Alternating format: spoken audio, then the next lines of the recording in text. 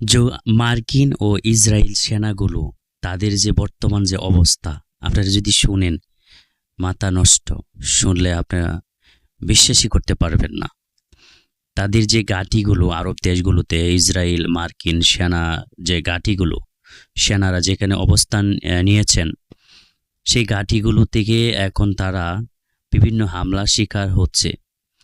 এখন বলতেছে আরব দেশগুলো থেকে যে তারা আমাদেরকে সেভ করার জন্য রক্ষা করার জন্য এখানে আছেন, কিন্তু এখন হিতে বিপরীত ঘটছে, উল্টা কিছু ঘটতেছে।